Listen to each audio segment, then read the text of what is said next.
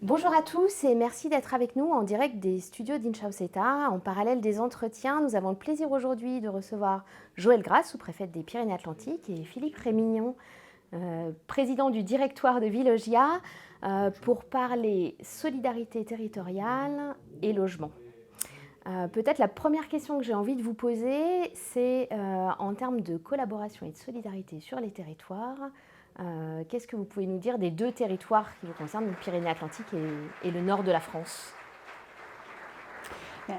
Les habitants du département des Pyrénées-Atlantiques font face à de grandes difficultés pour se loger, tant en accession qu'en location, et ont subi et continuent à subir l'envolée des prix.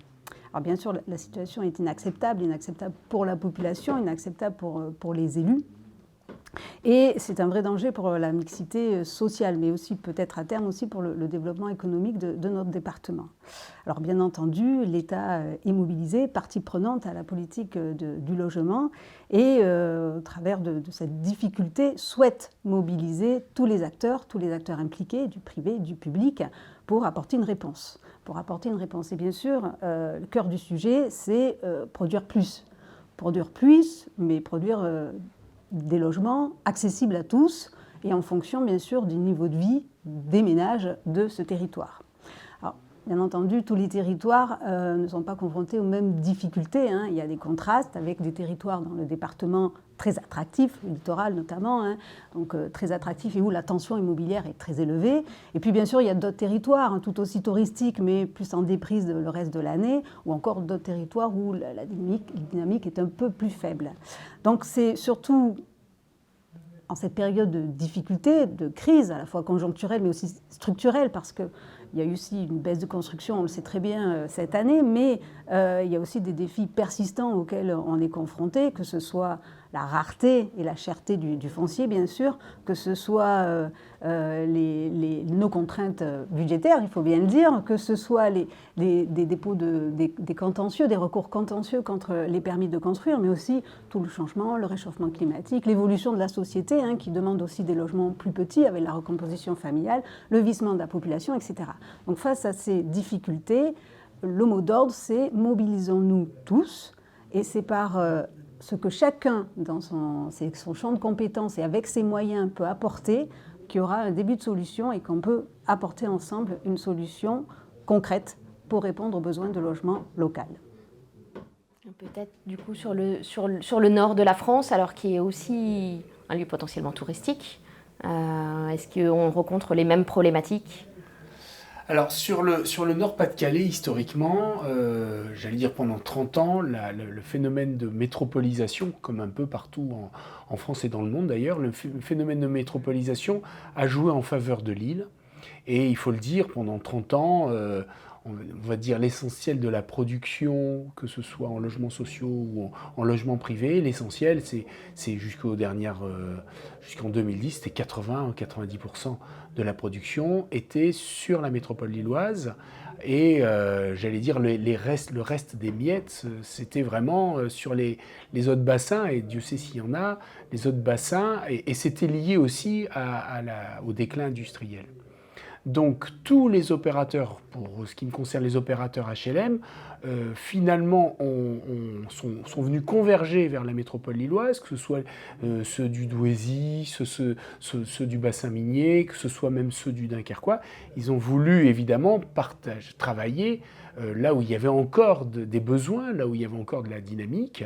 Et donc ils ont produit de la surenchère sur le prix du foncier, et du coup il a fallu qu'ils déplacent beaucoup de fonds propres pour pouvoir continuer à avoir une activité dynamique. Et quand il y a un retournement, j'allais dire, non pas contre la métropole lilloise, mais tout d'un coup, la réindustrialisation qui depuis 2015, par exemple, commence à produire ses effets sur le Dunkerquois, avec les gigafactories, les EPR, et ben naturellement, la problématique, c'est que c'est pas aussi facile, c'est pas aussi souple que l'apparition des besoins, et donc les fonds propres ayant été quand même pour beaucoup consommés, la problématique, c'est que tout d'un coup, comment fait le maire de Dunkerque, qui était là l'année dernière sous le titre de ministre du Logement, comment est-ce qu'il fait pour réattirer les opérateurs qui ont pris des habitudes, des compétences, etc., sur la métropole lilloise. Sachant que, en plus, sur Dunkerque, d'une certaine façon, il y avait une habitude de travailler entre soi, parce que les Dunkerquois sont des gens très, très fiers de leur ville, mais en même temps... Donc la problématique de la solidarité territoriale a été posée directement par l'ex-ministre du Logement en disant « Mais comment je fais maintenant pour faire face à mes besoins de logement, sachant que tous les opérateurs sont quasiment tous partis sur la métropole lilloise ?» Et donc pour ça, vous avez mis chacun dans vos territoires en place des dispositifs de collaboration, justement pour essayer de renforcer la solidarité et de travailler sur ce sujet avec l'ensemble des acteurs. Peut-être du coup, vous continuez sur la démonstration de comment est-ce que Dunkerque a réussi à produire son logement depuis 2015 ? Alors, effectivement, le phénomène de métropolisation, finalement, d'une certaine façon, a réussi, au sens où les compétences, les talents sont tous venus s'installer sur la métropole lilloise. Donc évidemment, un opérateur comme Vilogia, qui est un opérateur historique de la métropole lilloise, en a profité. Nous avons, à la fois en maîtrise d'ouvrage, en ingénierie, justement tout ce qui est problématique ingénierie, pour l'ANRU, pour la rénovation urbaine, pour l'aménagement. Finalement, nous avons réussi à les capter. Ils sont structurés, ils sont chez Vilogia. Pas seulement chez Vilogia, mais on va dire les acteurs principaux de la métropole lilloise. Donc, pour pouvoir résoudre le problème de Dunkerque, ce que nous avons proposé, c'est que nous avons créé des GIE pour mettre ses compétences et ses talents au service d'un plus grand nombre d'acteurs.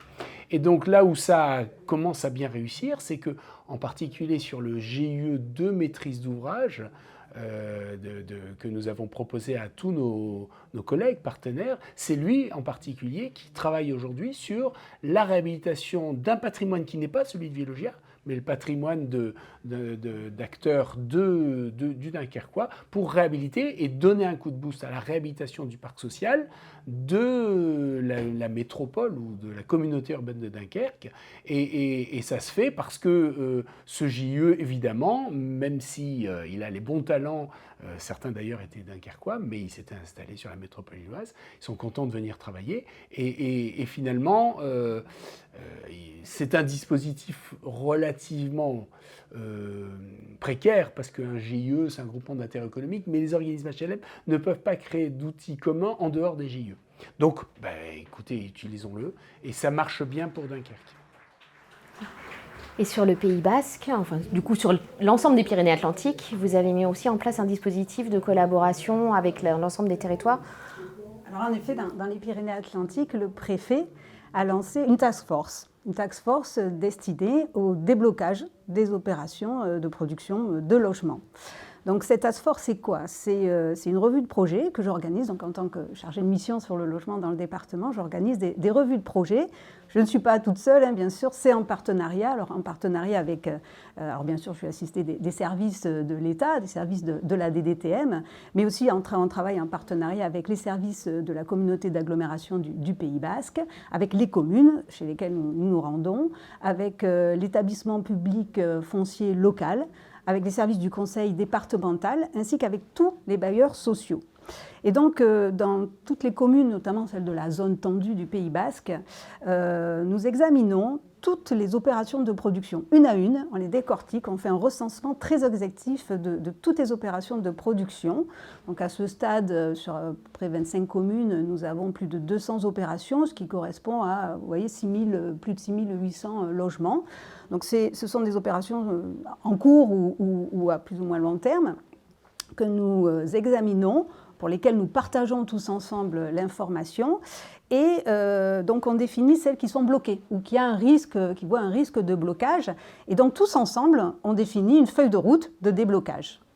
Donc aujourd'hui, on va dire que globalement, les 2/3 ne sont pas bloqués, heureusement. Mais vous voyez, il reste un tiers qui était bloqué ou en risque de blocage, sur lesquels nous sommes déjà intervenus et on a déjà débloqué un tiers de ces opérations bloquées, donc ce qui correspond à 700 logements. Vous voyez, donc 20 opérations, 700 logements.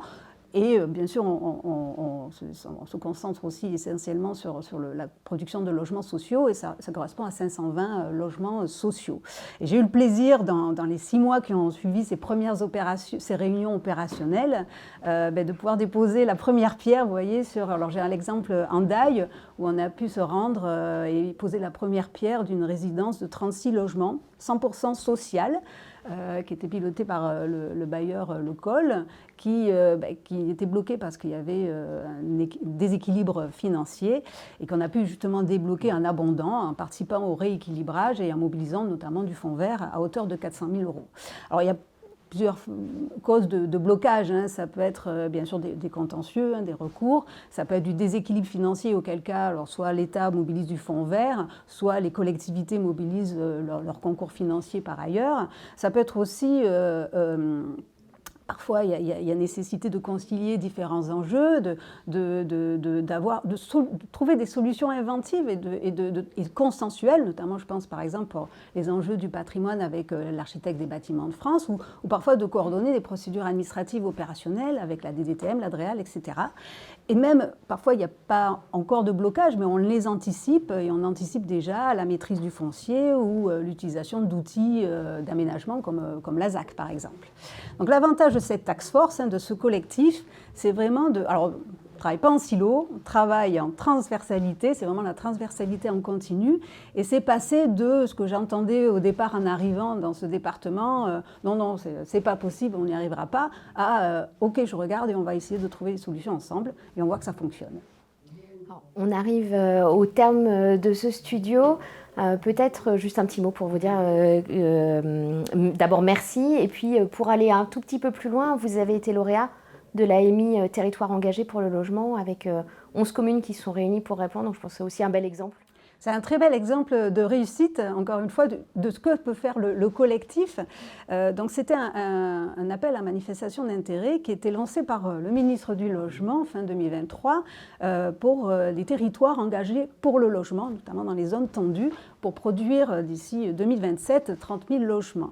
Donc l'agglomération du Pays Basque a candidaté, et elle a candidaté sur un projet très ambitieux qui porte sur 11 communes et qui vise à produire d'ici 3 ans 3 500 logements, donc plus de 2 000 logements sociaux. C'est un projet sur lequel, bien entendu, tous les acteurs se sont mobilisés. Cette task force s'est mobilisée pour à la fois peaufiner le dossier, mais aussi tout n'est pas fini, ça commence. Et pour continuer ce travail, cette mobilisation d'accompagnement, d'accélération, voire arriver à surmonter les obstacles qu'on trouvera. Puis bien entendu, il y a aussi un large soutien financier de la part de l'État avec une subvention de 8 millions qui a été apportée sur ce projet. Donc bien entendu, nous allons mobiliser tous ensemble, encore une fois, c'est bien notre mot d'ordre, mobiliser nos efforts pour pouvoir faciliter cette opération, faire en sorte que ces logements soient produits et surtout apporter une réponse à nos concitoyens qui cherchent à se loger. Merci beaucoup à tous les deux pour votre participation à ce studio. Merci à tous ceux qui nous ont écoutés et on vous dit à bientôt pour la suite des projets. Merci beaucoup.